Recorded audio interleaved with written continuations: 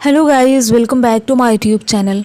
आशा है कि आप सभी काफ़ी अच्छे होंगे और अपने एग्ज़ाम की तैयारी आप सभी काफ़ी अच्छे से कर रहे होंगे। आज का ये वीडियो बहुत ही ज़्यादा इम्पॉर्टेंट है। अगर आप किसी भी प्रतियोगी एग्ज़ाम की तैयारी करते हो तो आप इस वीडियो को देख सकते हैं। आज की इस वीडियो में 6 सितंबर 2025 के दिन का जो भी इम्पॉर्टेंट करेंट अफेयर्स है आज की इस वीडियो में हम देखेंगे। तो ये कंप्लीट वीडियो आपके लिए बहुत ही ज़्यादा इंपॉर्टेंट रहने वाला है। आप इस वीडियो को अंत तक ज़रूर देखिएगा और देखने के साथ साथ अपने यार दोस्त मित्र को भी शेयर कीजिएगा। तो चलिए देख लेते हैं कि इस वीडियो में हम क्या देखेंगे। इम्पॉर्टेंट डे और थीम देखेंगे, यानी कि आज के दिन कोई महत्वपूर्ण दिवस मनाया जाता है तो उसको देखेंगे, और साथ ही साथ उसकी कोई थीम है तो थीम को भी देखेंगे।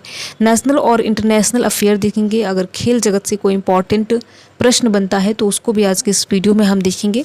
तो ये वीडियो इन तीनों पॉइंट को कवर करेगा, तो बहुत ही ज़्यादा इंपॉर्टेंट रहने वाला है। आप इस वीडियो को अंत तक ज़रूर देखिएगा और देखने के साथ साथ अपने यार दोस्त मित्र को भी शेयर कीजिएगा। वीडियो में आगे बढ़ने से पहले आप सभी को बता दें कि देखिए, अगर आपको इस वीडियो का PDF चाहिए तो हमें कमेंट बॉक्स में बता सकते हैं, ठीक है। तो पहला प्रश्न है, देखिए अगर आपको इसका आंसर पता हो तो आप कमेंट बॉक्स में बता सकते हैं। पहला प्रश्न है, हर साल 6 अगस्त को कौन सा दिवस मनाया जाता है। इसमें आपको ये बताना है कि 6 अगस्त को कौन सा दिवस मनाया जाता है। देखिए ये 6 सितंबर नहीं है, 6 अगस्त है, तो आपको बताना है 6 अगस्त को कौन सा दिवस मनाया जाता है। तो पहला ऑप्शन है अंतर्राष्ट्रीय शांति दिवस, बी है विश्व परमाणु हथियार निषेध दिवस, सी है हिरोशिमा दिवस और डी है अंतर्राष्ट्रीय मैत्री दिवस, ठीक है। तो देखिए प्रत्येक वर्ष 6 अगस्त को हिरोशिमा दिवस मनाया जाता है। ये प्रश्न बहुत ज़्यादा इंपॉर्टेंट है और एग्जाम में ऐसे प्रश्न पूछ लिए जाते हैं। तो हर साल 6 अगस्त को हिरोशिमा दिवस के रूप में मनाया जाता है, जो कि द्वितीय विश्व युद्ध के दौरान 1945 में हिरोशिमा पर गिराए गए पहले परमाणु बम का प्रतीक है। यह दिन दुनिया में परमाणु हथियारों के विनाशकारी परिणामों की याद दिलाने और साथ ही साथ विश्व शांति को बढ़ावा देने के लिए इस दिन को मनाया जाता है, ठीक है। तो बहुत ज़्यादा इंपॉर्टेंट प्रश्न है, आप याद रखेंगे। 6 अगस्त को हिरोशिमा दिवस के रूप में मनाया जाता है, ठीक है। अगला तो इसका देखिए सी ऑप्शन सही है, सी ऑप्शन, ठीक है। अगला प्रश्न है, हाल ही में किस राज्य ने लामलाई महोत्सव मनाया है। इसमें आपको ये बताना है कि रिसेंटली किस राज्य के द्वारा लामलाई महोत्सव मनाया गया है।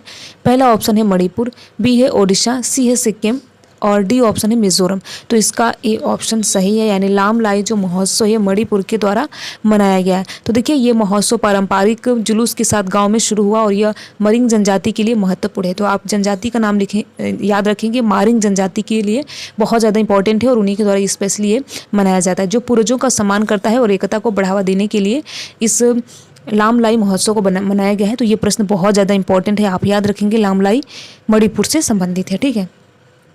अगला प्रश्न है, UNFPA इंडिया की लैंगिक समानता के लिए मानद राजदूत किसे नियुक्त किया गया है। इसमें आपको बताना है, यहाँ पर कुछ एक्ट्रेस का नाम दिया गया है और आपको बताना है कि UNFPA इंडिया की लैंगिक समानता के लिए मानद राजदूत किसे नियुक्त किया गया है। तो पहला ऑप्शन है आलिया भट्ट, बी है कंगना रनौत, सी है कृति सेनन और डी है इनमें से कोई नहीं, ठीक है। तो अगर आपको इसका आंसर पता हो तो कमेंट बॉक्स में बता सकते हैं।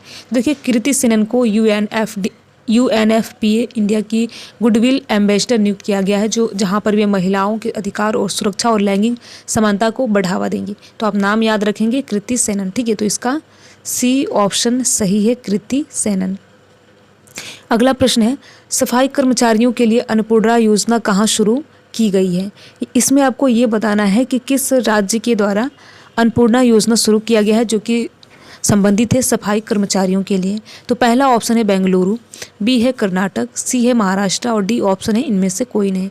तो आप याद रखेंगे, बेंगलुरु के द्वारा अन्नपूर्णा योजना शुरू किया गया है, जो कि 1 सितंबर से Bengaluru water supply and sewage board Annapurna योजना शुरू करेगा, यानी इनके द्वारा water supply and sewage board के द्वारा ये अन्नपूर्णा योजना शुरू किया गया है, जो कि एक अग्रणी पहल है, जिसका उद्देश्य ये सुनिश्चित करना है कि शहर के सफाई कर्मचारी अपनी सुबह की शुरुआत न केवल भोजन के साथ करें बल्कि सम्मान के साथ करें, ठीक है।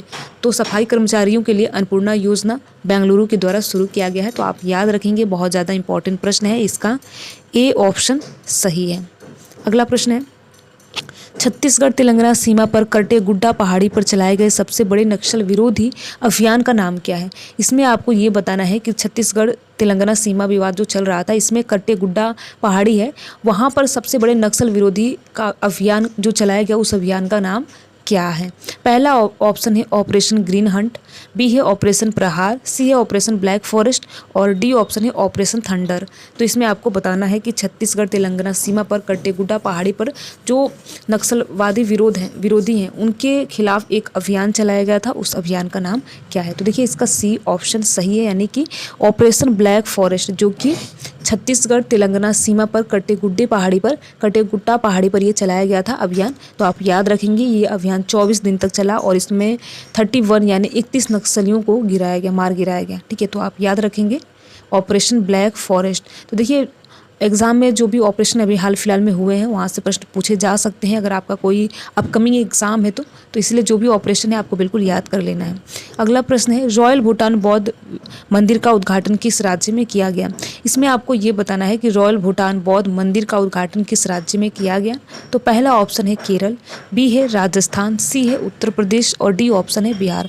तो देखिए बिहार के राजगीर में रॉयल भूटान बौद्ध मंदिर का उद्घाटन किया गया। बिहार के राजगीर में नवनिर्मित रॉयल भूटान बौद्ध मंदिर का आयोजन आज यानी कि पारंपरिक रीति रिवाजों के साथ और बौद्ध रीति रिवाजों के साथ इसका उद्घाटन किया गया। तो आप याद रखेंगे रॉयल भूटान बौद्ध संबंधित है बिहार राज्य से और बिहार के राजगीर में इसका उद्घाटन हुआ है। ठीक है, तो कभी कभी देखिए जिले का नाम भी पूछ लिया जाता है कि बिहार के किस जिले में रॉयल भूटान बौद्ध मंदिर का उद्घाटन किया गया, तो राजगीर में किया गया। तो इसका डी ऑप्शन सही है। अगला प्रश्न है भारत का पहला गीत ज्ञान पोर्टल किस राज्य में लॉन्च किया गया है?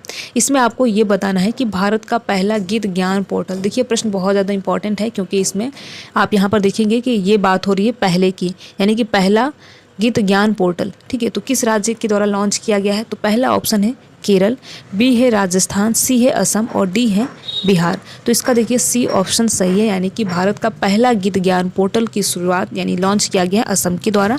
तो ये बहुत ज़्यादा इंपॉर्टेंट प्रश्न है।